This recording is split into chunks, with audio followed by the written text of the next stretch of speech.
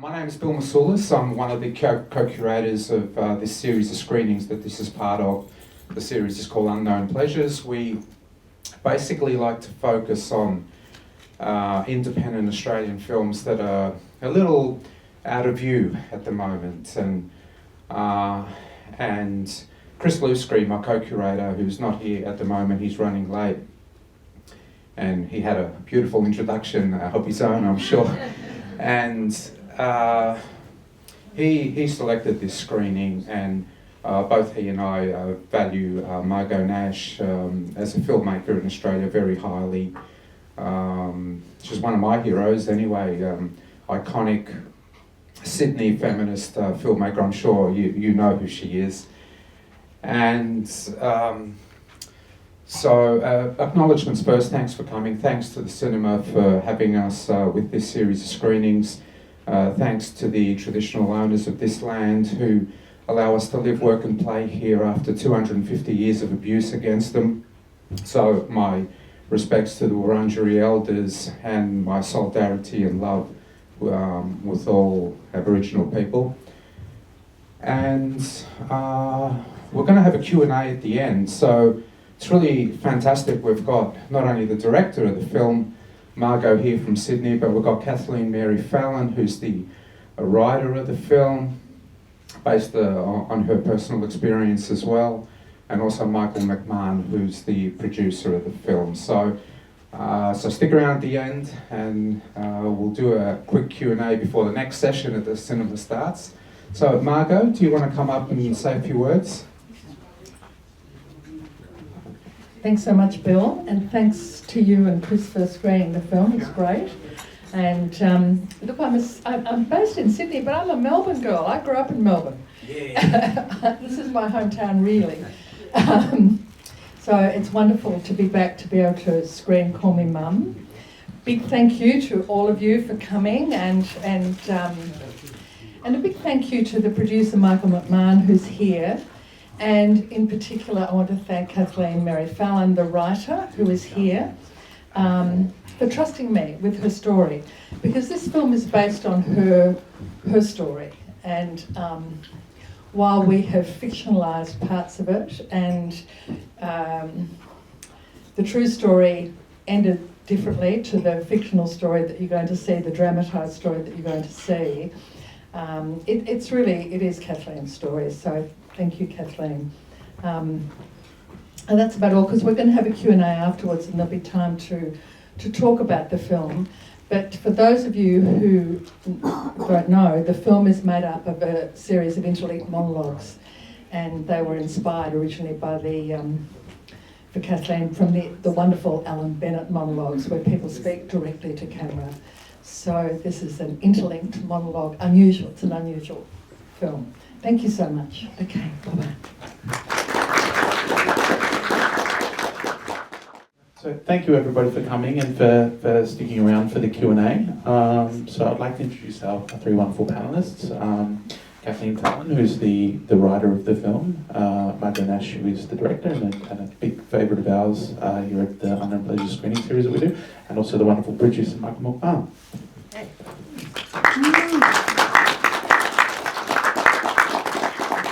So I thought, given the particular complexity of this film, there's kind of a lot to get into, but I thought maybe the best place to start is to describe some of the background, Kathleen, to how you began the process of writing the film and the personal story that has led to the film sort of starting to take shape.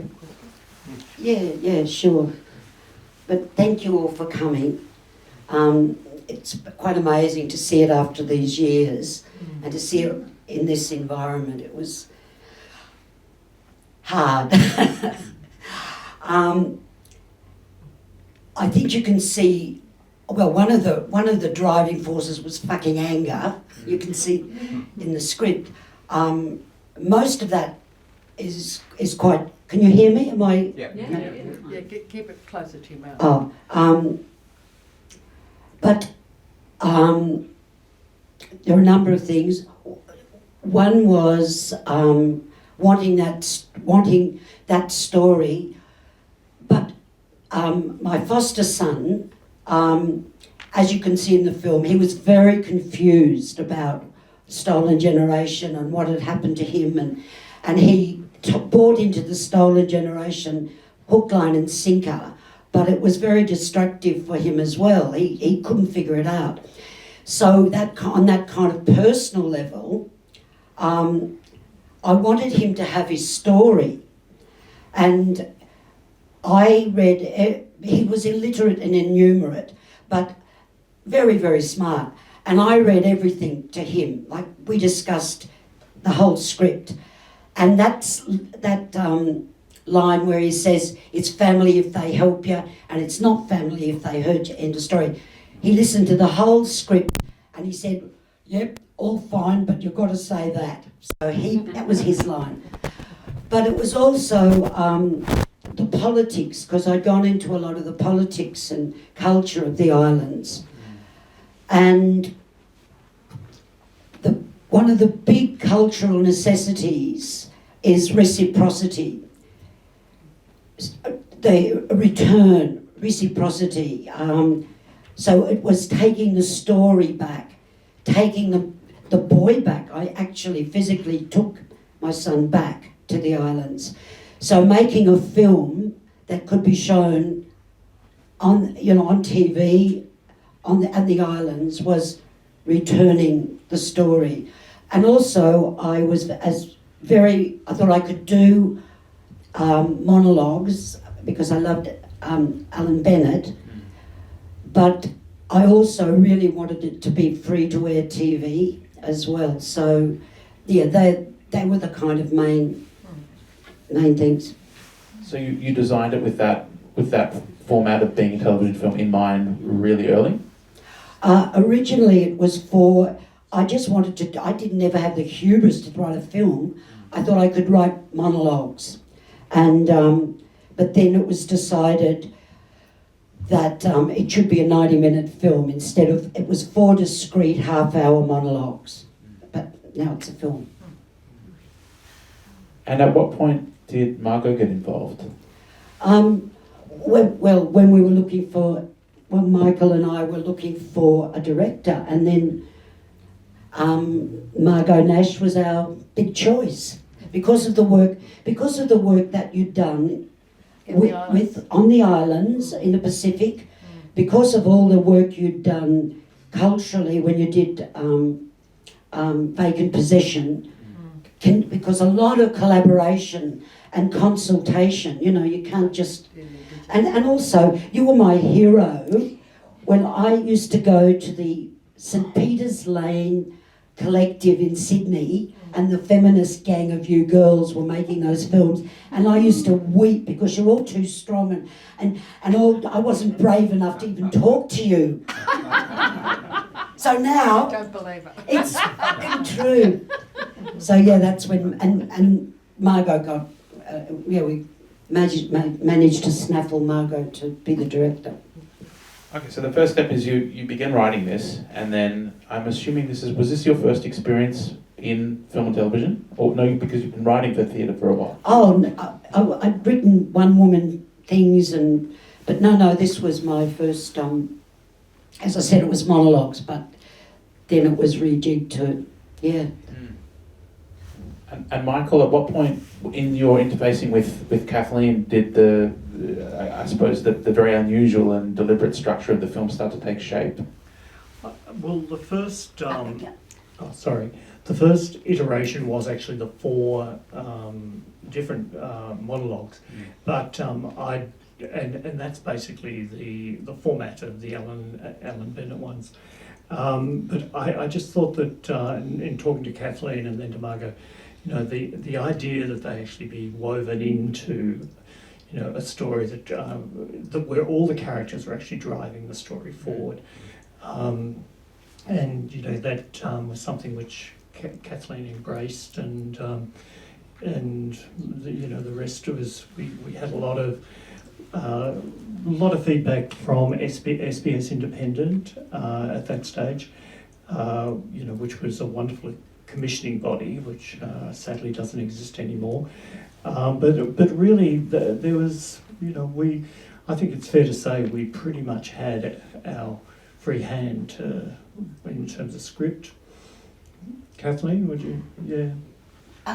Now, yeah. Yeah. SBS. It was also a few years in writing it Yeah. with the wonderful Alison Tilson, who edited it with me, because I was like, what? And then we just kept working on the script, and then the four monologues, and then it became the 90 minutes. Yeah, but that, yeah. Because there's two particular observations in watching the film again for I've seen it, this is the third time I've seen it. There's two particular observations that are kind of crucial to I suppose to encountering or approaching the film. And the first one being this dialogic structure between the different characters, and the fact that they're structured almost as a series of call and responses. It's almost a bit Brechtian in a way. It's very theatrical, but it's also it's somehow it gets at and excavates something kind of muddy or uncomfortable, or there's a deeper level of I suppose challenge on the part of the film's addressed to the audience because of that. And also the second observation is the fact that the whole film is basically structured as several characters' voyages in transit, being trapped inside a liminal space, and what that does, it's like we, the audience, are inside that liminal space, which is defined, I suppose, as a space of asking questions and not resolving. Asking questions with which there are no easy answers, and those sort of two ideas are sort of constantly at play with throughout the work. Now, I suppose the question related to that too is you know, how much was that desire to kind of provoke and be angry and ask questions? How much did that sort of drive the ultimate form that the film took? Especially for television, where this is quite an unusual proposition. What was that again? How much it was? How much did the kind of the sort of the your sense of kind of anger or a need to redress a particular kind of narrative that wasn't being told, certainly in Australian screen culture at the time, how much of that was sort of helped drive the form that the film ended up taking with the structure? Yeah, well, it's only the audience, the viewer, who knows the full story. So that was the performative construct. But as you know, maybe, we're just sort of not aware of it, but there are no stories. The voice of the white adoptive foster parent is nowhere in the Australian cultural landscape. The only stories are the horror stories, and I know I was involved with a small group of adoptive foster parents, mainly the mothers, and I can tell you they are the most traumatised people. The stories are, some of them are beautiful, you know, heartwarming, others are heartbreaking, but a lot of the time the villain is the welfare. I brought this. This film, Brenda Matthews, The Last Daughter, again, it's on here still.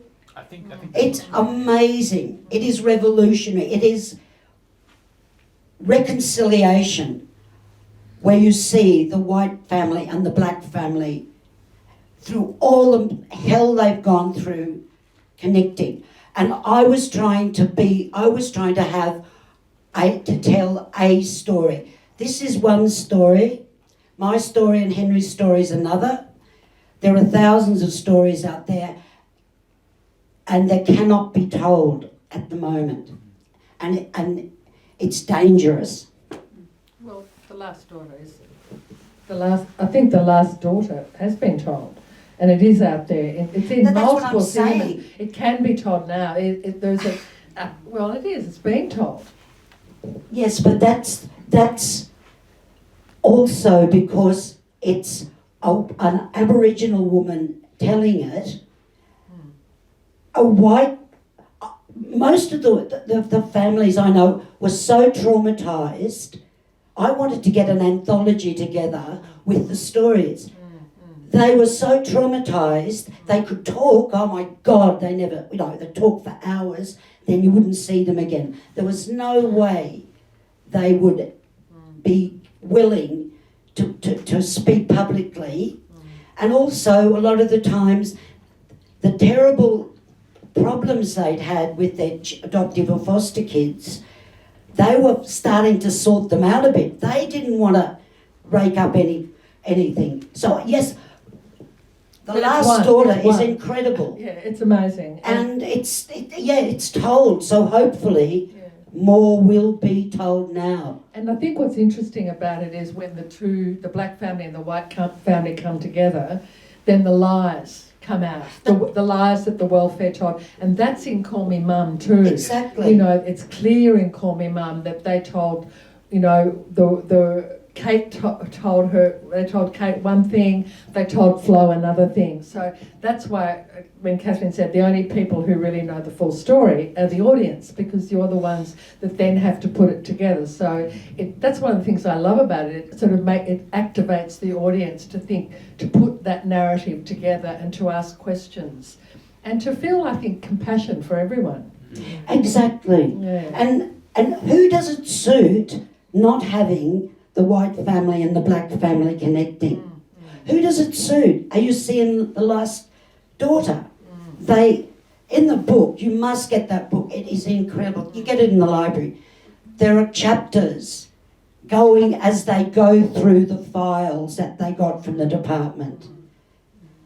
Lies, absolute lies, blatant lies, obfuscations, covering up.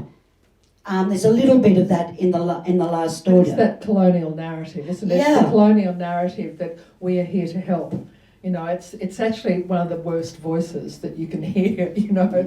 We've taken everything away from you. We've destroyed your country, and now we're here to help. Yeah, but who does it? Chilling. I have sent letters to Insight a couple of times saying, why don't you have a program? That'd be great. No, they're doing things on... No, I've sent it twice, no response. It's too hot to handle. Because and then the pain of it, as you saw in the film, but especially in The Last Daughter, that what both families and the child and the children and the other siblings, the things they have to go through to actually even begin to speak about it's unspeakable. They're tough stories. They're tough very stories, tough stories. but what has to be this story told. is a tough story too. And and not all of this story from the true story is told. Some of the toughness is told, but it was tougher than this. Mm-hmm. Yeah, We won't go there, but it was. Volume 2, Tarantino or some horror director. Yeah, we'll go there. Yeah. Could I ask about, one of the things, I think we've gone, we've spent a lot of time talking without mentioning yet the performances and how extraordinary they are, especially in the way they sustain over the course of the film, and they keep evolving and they keep building. Just from a technical standpoint, they would have been very hard to achieve. They're very, very rich and very dense performances, and there's a lot of text. How did you go, Margot, firstly in the process of casting the respective roles? I know we spoke about it recently, and there was quite a lot of thought and attention given to casting. Yeah. Well, I think the Torres Strait Islander characters, they were always going to be the hardest ones to cast, because this film was made in 2005. We didn't have the Torres Strait Islander actors to choose from that we do now. And so I always knew we were going to have to go up there. And Michael and I went on a casting trip looking for the boy and looking for the mother. And we went to Mackay, to Townsville. We found the boy and we found Dane in Mackay. We found Vicky, who plays Flo, in Townsville. But we also went to Brisbane and Cairns and to Thursday Island. And so we screen tested a lot of people, and they were the two standouts really in terms of their performances. Vicky was a singer, but she'd never done this sort of acting like this before. And Dane was just raw gut, you know, he just wanted to do it. He was just wanted to, this young boy, he just wanted to get out there. And so he, because neither of them were trained as actors, the way Catherine McClements is highly trained and experienced, and Lynette Curran and Ross, you know, to work with them was in a way a lot easier than to work with Dane and with Vicky, because with Catherine, you know, I could give her, you know, I could direct her, I could give her directions, and she would go, okay, and she'd have a go at it in a different way and give you another way of doing it or whatever. Variations, or she'd listen and she'd respond. She was amazing, fabulous to work with, and Lynette was incredible. But Vicky and Dane were much harder because, and I was lucky that I'd done a workshop with an American woman, can't remember her name now, I've gone blank.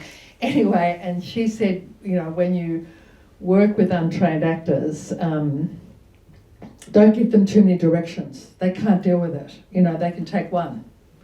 And you can't give them 3 directions. And you certainly be very careful of too many props. And that certainly, I saw that happening. But what happened was they would, both Dane and Vicky were the same, they'd have prepared, they'd have learnt their lines, and they'd give it to you, and if you got it on the first take, yes. But if you missed it, if they because it's a monologue, you can't cut away. You know, there's nobody else there. You've just got to get it in one go, and so you had to go again, and you might have to go another 15 takes, you know, and you still might not get it. There was one, I won't go into which one it was, but we had to piece it together in the editing room with bits of words from here and there. But that's what, it was usually the first take or the last take, and they would get it. But how I did it with them, I think, was we did workshopping, and I did workshops where I created memories for them, so that when they're on set, I'd say, now remember when this happened, Vicky. Remember, because we would have workshopped, so she had a memory. She could go back into that space. So I used to take her memory or the character's memory? The character's memory, sorry. Yeah, so you just sort of work to create a world that they go, oh, that's right. Oh yeah, I've got it. Okay, and then just go. And so it was very interesting because we had to create that sort of that space, that really personal, incredibly personal space, because it's like they're each confiding in somebody. So they're all secrets. Everybody tells their secrets. There's no subtext. This is all it's all on the surface. So they're telling these deep secrets, and so they're having to confide. So, you know, Lynette was really different. She was quite different, and she had a whole own way of doing things, which was really different to Catherine. So it's that thing where you, as a director, you've got to learn what each character needs to make them, to make their special, you know, their brilliant shine. So you have to. That's what you're looking for. Sorry, maybe just one quick question for Oh, an yes, audience sorry. member, God, because we've been we're really blabbering on. limited with time. Yeah. But Perhaps if there's a question from the audience, we can direct it to any or all of the panelists. Well, I guess it's not so much about the film, but the end of the story. Yeah, just get the real life story. Oh, in real life, Kathleen. You mean the end when he's taken in the car? He wasn't taken. No, he wasn't. But that he could have been. The point is, because I was a lesbian, he could have been in those days at any time. I lived in terror of that for 13 years in the closet, and my family, my birth family, Dellmay and Keith, they were always half suggesting they would do that. They would tell. And of course, it's a very iconic image. That's that's the image. So yeah, no. Oh no. No, nobody took him anywhere. Thanks. Kathleen gave him his name was Henry. He passed away a few years ago, really sadly, diabetes. But Kathleen gave him a life, and he had a marvellous life. He did. He was wonderful, and he was very funny, and everybody loved him. And he played the didgeridoo in a band, and he was, he lived in sheltered accommodation. But he was, he had his funeral. I think there were 3 girlfriends there. 6. 6. Each of them saying, "Don't tell so and so." No, we loved Henry. So He had a life. thank you very much, everybody, for coming, and please thank Margot Nash and Lois. Can I just say one more story? One tiny story. Go for it. Teeny story. I was in Paris a few years ago, and I was trying to get a friend of mine, a Torres Strait Islander guy, an exhibition at the embassy. So I went to the Australian embassy in Paris, and I spoke to the arts officer, and she said, "Oh, you're the writer of that film, Call Me Mum. It was shown at the Paris embassy for NAIDOC week one year." And she said, the ambassador, after he'd screened it, got up and she was furious. She said, "It's not like that in Australia anymore, because they want the tourist stuff, they want it." Anyway, and I was pissing myself laughing. And then she said, and do you know what we screened the next year? Samson and Delilah. So that'll teach the stupid ambassador not to do homework.